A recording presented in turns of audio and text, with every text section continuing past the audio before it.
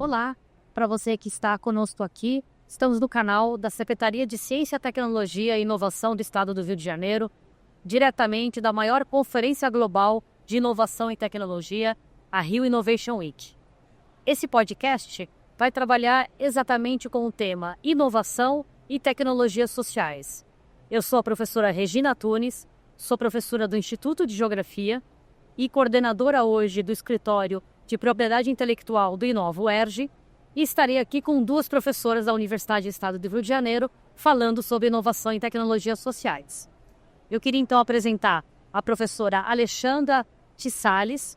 A professora Alexandra, ela é professora do Instituto de Psicologia da UERJ e coordenadora da Unidade de Desenvolvimento Tecnológico, chamado AFETAR. Professora, muito obrigada pela presença aqui conosco hoje.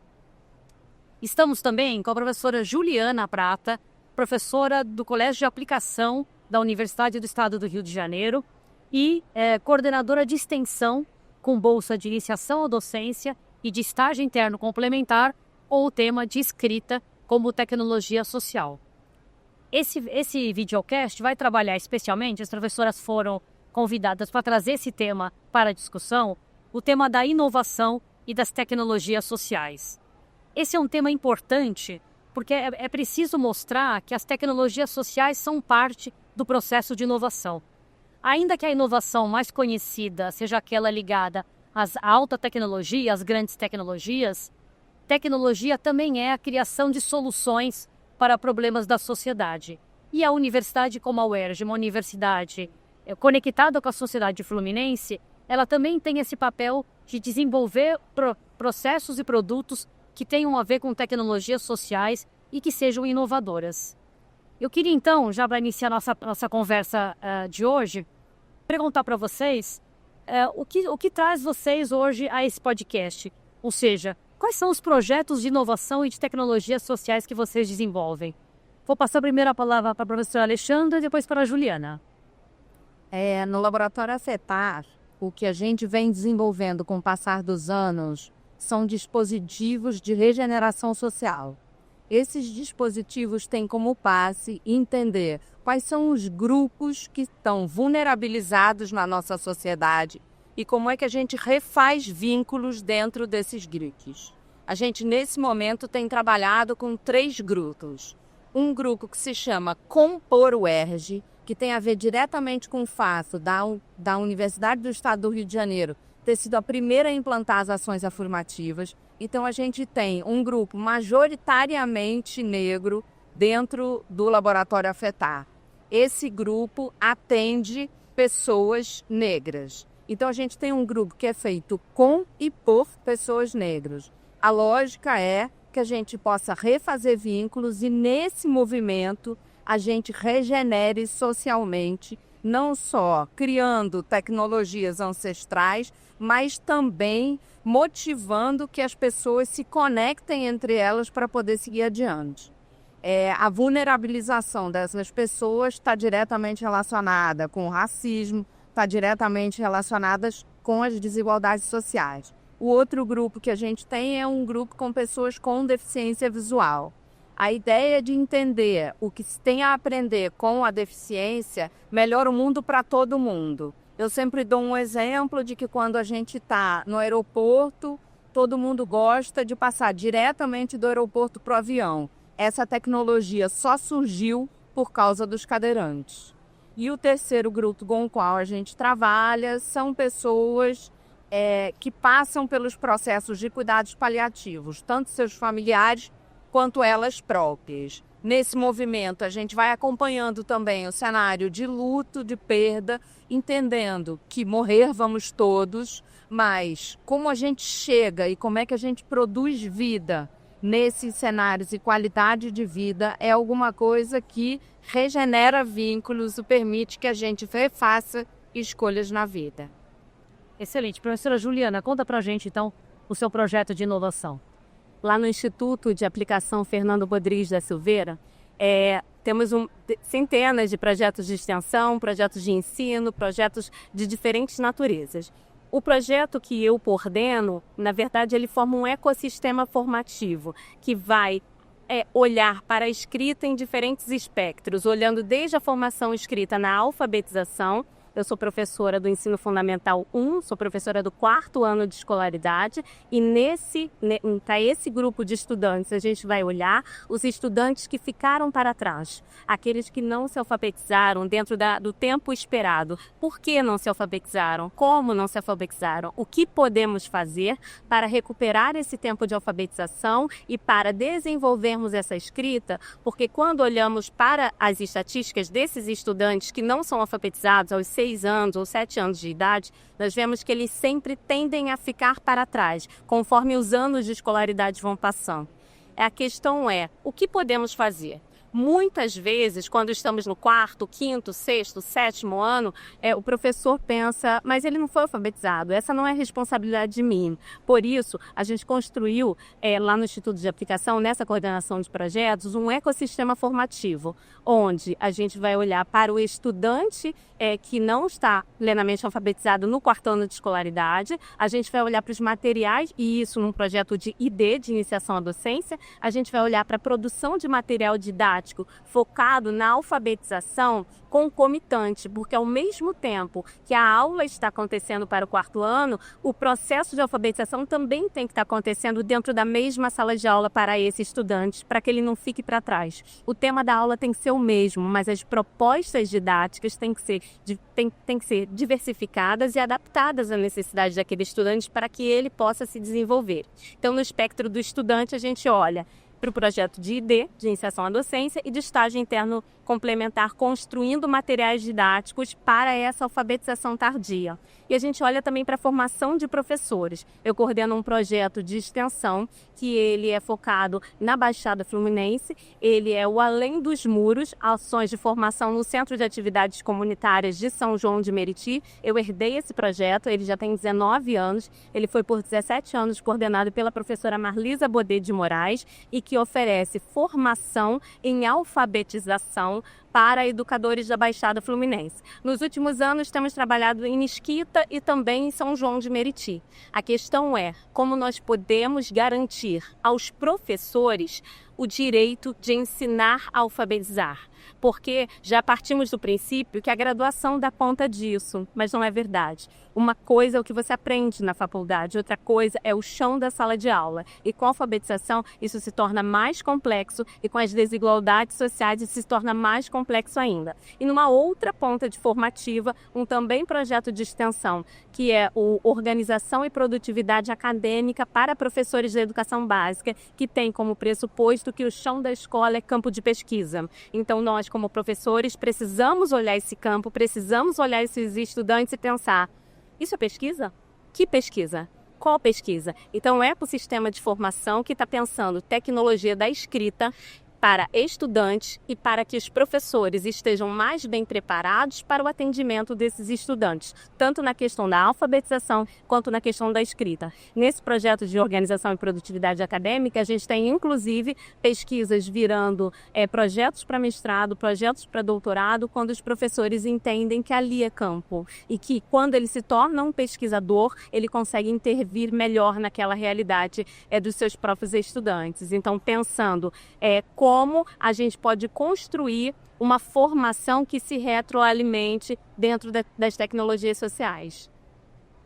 Muito bom. Acho que ficou muito claro, né, na fala de vocês duas, o como a inovação está conectada completamente com a resolução de problemas reais da realidade. Sejam eles sociais dentro de uma sala de aula, sejam eles sociais, né, diretamente no ambiente de relações sociais cotidianas da vida.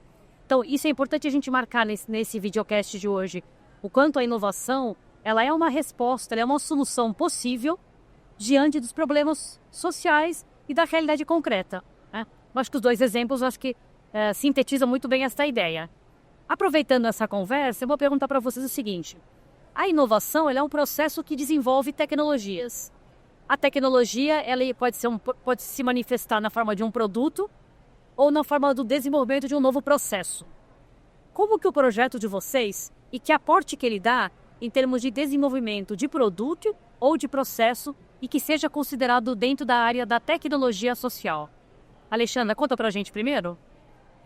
Uma das coisas que a gente fez em 2 dissertações de mestrado, uma delas se dedicou a desenvolver um produto que é um aplicativo de avaliação circular da lei do jovem aprendiz. Como é que você coloca tudo isso para circular? Esse é um exemplo da gente pensando nos dispositivos de regeneração social, como é que eles podem fazer rodar esse entendimento e a inteligência que já está ali, presente no campo. Um outro exemplo de produto é quando a gente desenvolveu, quando a gente pensa em acessibilidade, inclusão, diversidade, deficiência, raça, quando a gente vai usando os marcadores sociais da diferença, a gente criou um letrilhamento, uma trilha de letras nessa direção. Isso cria um jogo e a possibilidade de que escolas, empresas, organizações possam utilizar essa trilha para poder se letrar, escolher letras para fomentar um mundo e a mudança de um mundo. Isso significa que ao invés da gente querer pensar que o mundo está dado e o mundo está pronto, a gente quer mudar o mundo. Em que a gente quer mudar o mundo? A gente quer mudar o mundo no sentido de práticas hegemônicas que sigam reproduzindo a desigualdade social. Quando a gente pensa em todos os dispositivos de regeneração social, eles são inovação em processo. A gente pega isso que é a prática de vulnerabilização, isso que é regenerar cotidianamente a desigualdade e a gente, desse veneno, faz um antídoto.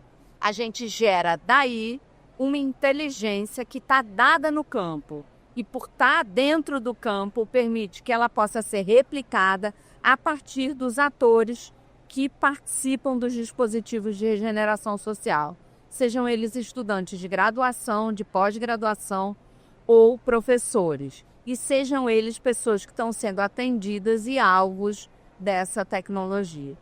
No Laboratório Afetar, a gente diz que a gente quer mudar o mundo. A gente quer mudar o mundo mesmo que seja em coisas pequenas. Excelente. Esse é um papel da universidade muito importante, né, Alexandra? Mudar o mundo é parte da missão da universidade, né? A gente quer transformar a realidade que a gente vive, seja por meio da formação dos alunos, seja por meio da extensão universitária, né? Que é quando a universidade melhor se conecta com a sociedade.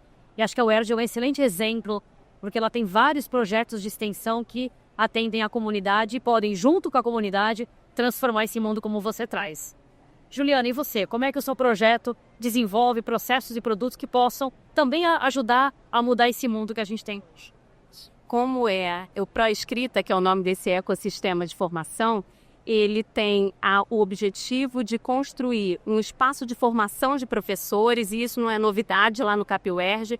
Vários dos projetos de extensão e ensino têm essa expertise de formação de professores, mas uma formação feita de professores de educação básica, porque assim somos, para professores de educação básica. Então, construir a partir das reflexões em sala de aula com os nossos estudantes, nós multiplicarmos isso para outros professores em outras realidades. Lá no CAP, a gente tem uma condição muito específica. É uma escola que podemos chamar até de uma escola metropolitana. Diferentes pessoas de diferentes pontos da cidade, inclusive de diferentes cidades, vêm estudar no CapUERJ diariamente. Tem estudantes que acordam às 3h30 da manhã para conseguirem estar às 7 em sala de aula. Estudantes pequenos, né? A gente está falando de crianças. Então, de diferentes pontos da região metropolitana do estado do Rio de Janeiro. E ali nós temos diferentes raças, gêneros, territórios, culturas, e isso faz com que a gente tenha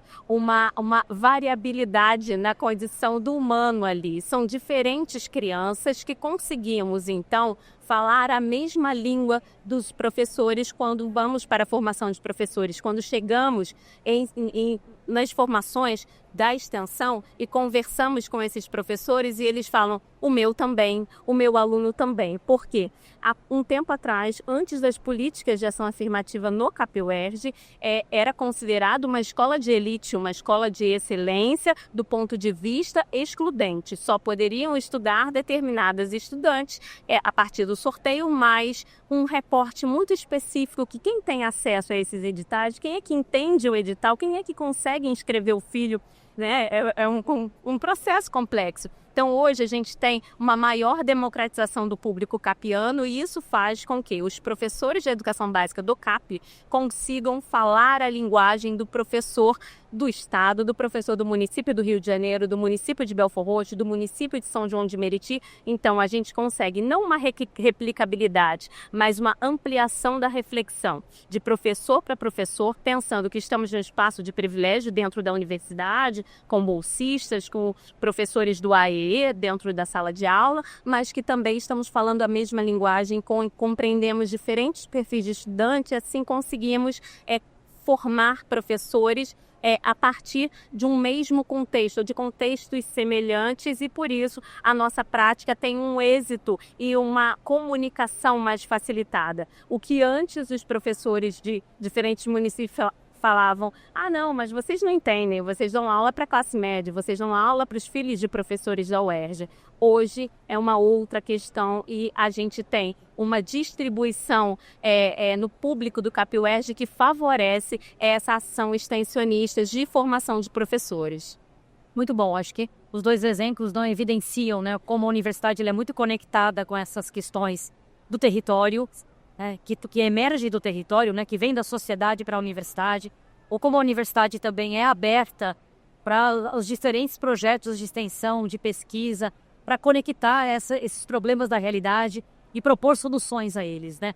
Acho que a gente tem aqui hoje são dois excelentes exemplos de como a universidade, a UERJ, e aqui estamos especialmente com duas professoras, Alexandra e Juliana, se conecta com os problemas da realidade e consegue ser capaz de apresentar, né, soluções para essas questões. A UERJ conta hoje com 3.000 professores, né, juntamente com 38.000 estudantes, 5.000 técnicos, 80 cursos de graduação, 182 especializações, 59 mestrados, 46 doutorados, distribuídos em 13 campos diferentes e unidades do Estado, que fazem, então, o povo fluminense, penso eu, se orgulhar muito dessa universidade que tem trazido tantas questões relevantes, né, e aportado à sociedade soluções ligadas às tecnologias sociais, como as que nós apresentamos aqui hoje. Eu queria, por fim, agradecer a professora Juliana, a professora Alexandra, pela oportunidade de estar aqui hoje e convidar você que nos escuta a ficar um pouquinho mais com a gente, porque daqui a pouquinho vai ter o próximo podcast que vai trabalhar com o tema de projetos e inovação da UERJ.